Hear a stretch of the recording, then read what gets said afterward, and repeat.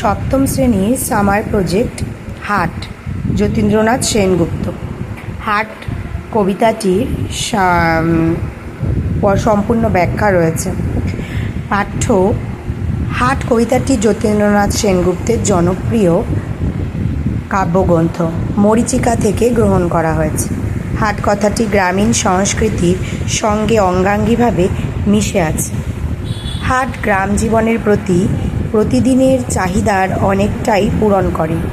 আলোচ্য কবিতায় কবি গ্রামের হাটের যেমন বাস্তব চিত্র অঙ্কন করেছেন, তেমনি জীবনের সঙ্গে হাটের গ্রামীণ হাটের সাদৃশ্যও তুলে ধরেছেন। দূরে দূরে 10-12খানি গ্রামের মাঝে একখানি হাট, যেখানে প্রতিনিয়ত মানুষের আনাগোনা রয়েছে। বিকেলবেলায় কেনাবেচা সেরে হাটের মানুষজন প্রত্যেকে নিজে গৃহে ফিরে যায়।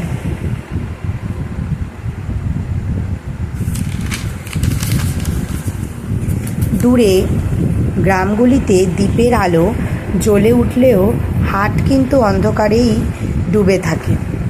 কেউ সেখানে যত্ন দিয়ে সকাল সন্ধ্যায় ঝাড় দেয় না বা প্রদীপও জ্বালায় না। কোনো এক শ্রেণীহারা ক্লান্ত কাকের পাকুড় শাখায় রাত্রি নেমে আসে।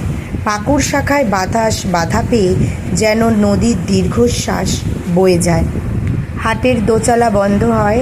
একক কাকের ডাকেই জনহীন হাটে রাত্রি নেমে আসে। দিনের বেলায় মানুষের কোলাহলে যেখানে যেমন হাট জমজমাট থাকে, কত মানুষের চরণচিহ্ন হাটের বুকে অঙ্কিত হয়।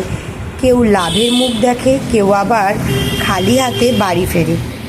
প্রতিদিন কত নতুন মানুষ হাটে আসে, প্রতিদিন নতুন করে হাট বসে আর ভাঙে।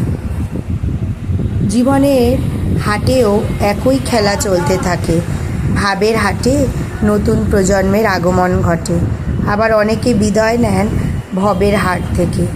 এভাবেই খোলা আকাশের নিচে চিরকাল এমন খেলা চলতে থাকে।